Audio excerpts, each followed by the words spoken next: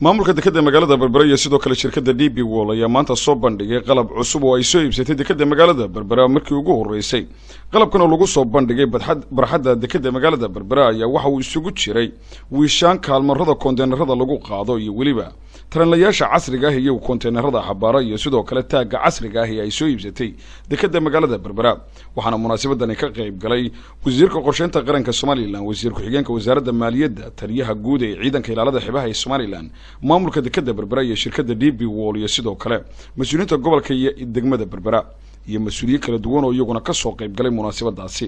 waxaana halkaas ugu horeyn hadal ka soo jeediyay maariyaha guud ee dekedda magaalada Berbera Saciid Xasan Cabdillaahi oo isagoo ka waramay qalabkan casriga ah ee ay maanta soo bandhigeen. sida ka muuqata munaasabadan ama barxadan weyn marka laga reebo taaga qalabkan faraha badan ee ku soo kordhay waxa weeye habeen iyo maalinba waxa loo helayay sidii loo kubcin lahaa dekedda iyo wax soo saarkeeda. waxa sharaf dheeraad ah in maanta aan ku guulaysanay inuu keenay taaga xagga dambe taagan oo runtii ah taagii ugu dambeeyay ee dalkan intii dawladdii hore Soomaaliya 1976 40 sano taag meynaan yeelan. waa kii u horeeyay imika waxaanu ku qoray magaca Soomaaliland, waxaanu ku rejistareysay magaca Soomaaliland. si kastaba aanu soo marno wax kasto loo kacaa waa laga gungaadhaa. insha Allah wax weyn buu ka tari doonaa. taagaasi wuxuu la bilaabay intii aan maamulka joogaanu maamuladii iga horeeyay taagagii iyo nidaamkii ay wadeen wax iga soo gaadhay ma jiro. maamulaha guud ee shirkadda DP World Subachai oo isaguna halkaasi ka hadlay ayaa sheegay inuu qalabkan uu yahay qalab casri ah oo kala duwan isla markaasina ay soo socdaan qalab kale oo aad u tiro badan oo kala duwan. waxa uu sheegay mar walba ay ka go'aantay shirkadda DP World sidii ay u dardargelin lahayd howlaha dekedda magaalada Berbera, sidoo kalena ay u dhisi lahayd guud ahaanba qalabka dekedda lagaga shaqeeyo. isagoo sidoo kalena sheegay in dhawaan la bilaabi doono dekeddii labaad oo 400 oo mitir gaadhaysa. Safety in the port. We soon break ground the expansion project, which we will have 400-meter quay and 250,000 square meter yard extension to handle container and other type of cargo. DP World vision for Berbera is to make Berbera a major hub in the Horn of Africa. gudoomiyaha golaha deegaanka ee Berbera Cabdishakuur Maxamuud Xasan Cidin iyo sidoo kale gudoomiyaha gobolka Saaxil Injineer Axmed Cusmaan Xasan oo iyaguna halkaasi ka hadlay ayaa maamulahan soo dhaweeyay qalabkan casriga ah ee ay maanta soo bandhigeen dekedda Berbera iyo shirkadda DP World. idima dafiri karto taariikhda xusaysa maanta goobjoog baan ka nahay maarayeen uu ku amaananahay waxa kaliya waajibeena saaran waxa weeye inay reer Soomaaliland ay ku farxaan oo ay ku ducaystaan oo ay ku reereeyaan oo ay ku dabaaldegaan wax kasta oo u soo kordhay iyagu ay leeyihiin. baan ugu hambalyeynaa waana hawl fiican oo qabtay. waxa weeye wixii farxada ee dalka u soo kordha waxa weeye in lagu faana haboon. halkan dhinaceedna waxa taagan oo dhinac walba inaga taagan iyadana qalabyadii ay ku soo kordhisay DP World shaqada ay dekedda ka hayso ay ku soo kordhiyeen xagadaasheenna way yaalaan dhinac kasta way naga saareen.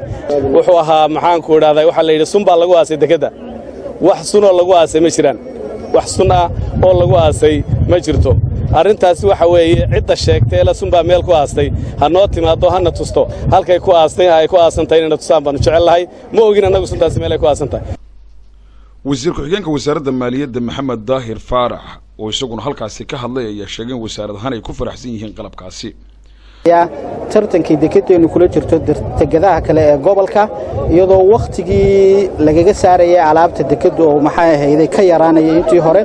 marka ciddii intii ka shaqaysay guud ahaan xukuumadda gaar ahaan maareeye Saciid iyo tiimka la shaqeeyay maareey ku-xigeenkiisaba intaba waan ku hambalyeynaya.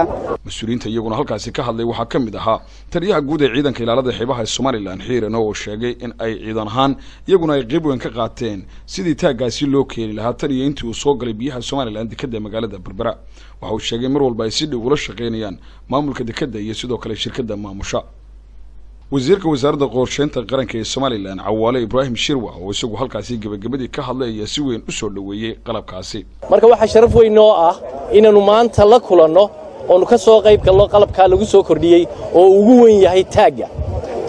muddo in ka badan 70aadkii ayuu ahaa taag noocan markii ugu dambeysay ee la keeno dekedda marka waxa ay dadaal badan u galeen oo uu maareeyuhu u ka yahay hormood sidii loo soo kordhin lahaa qalabka cusub ka dawlad ahaan oo aan ku hadlayo magaca madaxweynaha jamhuuriyadda Soomaaliland mudane Muuse Biixi Cabdi oo intii uu wadanka uu hayay xukunka dardargeliyay sidii mashruucan DB World iyo dekada Berbera loo horumarin lahaa loona dadajin lahaa maanta waxa muuqda anigoo kamid ahaa markaa wasiiradii qaybta ka ahaa negotiation kama wada hadalka dekada Berbera waxa ay muuqda in balanqaadkii madaxweynuhu sheegay in la kordhin doono horumarka dhaqaalaha oo markaa ay qayb ka tahay waxyaabaha aynu arkan oo kale oo kordhinaya dhaqaalihii wadanka in maanta ay muuqato ومركي ugu horeysay qalab noocan ah oo tiradaasi la keeno dekada magaalada Berbera muddooyinkii ugu dambeeyay iyadoo shirkadda DB World ballan qaaday in si degdeg loo bilaabi doono dekadii labaad ee la sugayay.